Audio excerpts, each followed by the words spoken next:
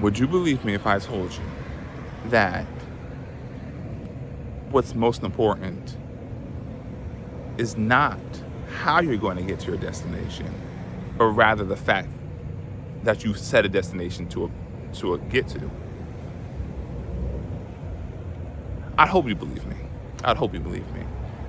When you're a child, you're not thinking, how am I going to become an astronaut and get into NASA? When you're going through and you joined your band, how are we going to make it to acquiring a Grammy and performing on the largest stages in the world? We might get a little bit shaky when we get older, but what if you were the person who decided, when I'm 85, I'm still going to be running, 5Ks? How are you going to do that? What's fortunate for all of us is that we don't necessarily have the blueprint for how we're going to do that.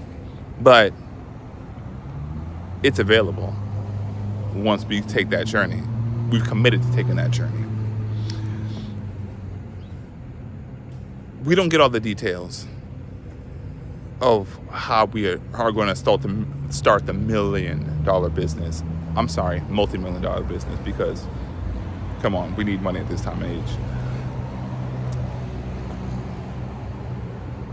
And that's a good thing, because the more information we have, the more control we feel we have, and then we try to control everything. Oh, if I'm gonna meet this producer at this day, let me get my hair done. No, just stay ready. Just stay ready. The problem is this. Because we're always looking for blueprints, we're always looking for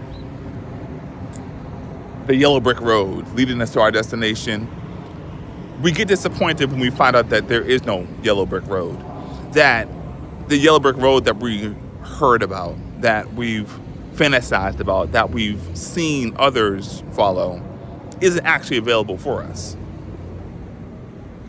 So, what are we going to do? Well, commit to the journey anyway. The unknown, the unpredictable, the mistakes, the setbacks are all a part of the journey if we're going to have success. Don't let the thought of those things paralyze you with anxiety so you don't do anything at all. Rather, go for the thing and have a clear picture in mind as to where you're going, who you're going to be, who you're going to meet, what it's going to be like to live on the waterfront in Malibu. Have that in mind every day as you're working toward it. You see, we often hear about the thing called visualization from people who are in the Olympics. They're visualizing themselves getting the gold, completing the perfect, butterfly in the water. But there's something to it. When you visualize, you are actually placing yourself in a mindset where now your eyes are more opened, your ears are more opened, your mindset is more open, you're more open to the possibilities of you actually achieving the goal. You're looking for ways to advance. You're looking for ways to progress. You're looking for ways to advance from where you are to where you'd like to be. You're looking for who you can get in contact with, who you can train with, what facilities are doing what at this time that will help you advance yourself to that next level. You can't say the same thing for those individuals who aren't applying themselves, because they're just looking, hoping, wishing for an opportunity to drop from the sky. And guess what, ladies and gentlemen? It's not.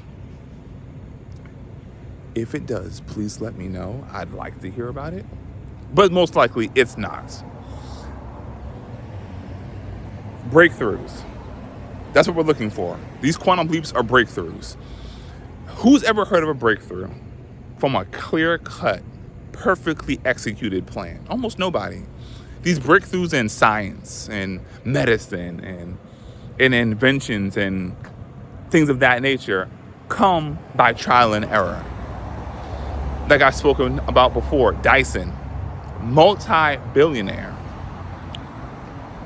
But that's from him having countless trials, countless failures. And now he has a company that is producing crazy amounts of money that most people will not ever see in their lifetime because they refuse to apply themselves. It's cool though. It's fine for those who accept that. When we're going toward our goal, when we're heading toward the thing that we desire most, chaos is going to arise, confusion is going to arise, difficulty is going to arise. It's a part of the journey.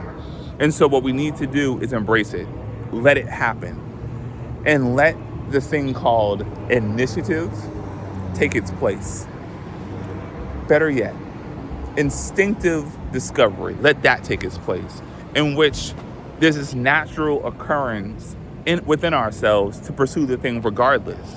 And we're making discoveries as we go on. We're seeing that this works with that, and that connects here, and that goes there. Let that kind of thing take place. Because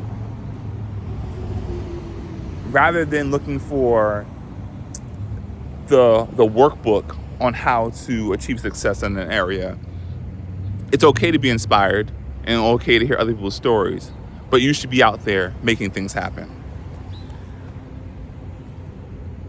This is the thing. Your journey is uncharted territory for you.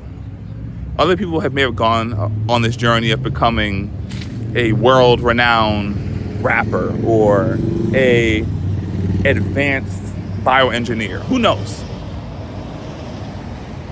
This is your journey. So you should be creating the map as you go. When things arise, take notes. Because there are other people who are going to come behind you who need to know that it can be done.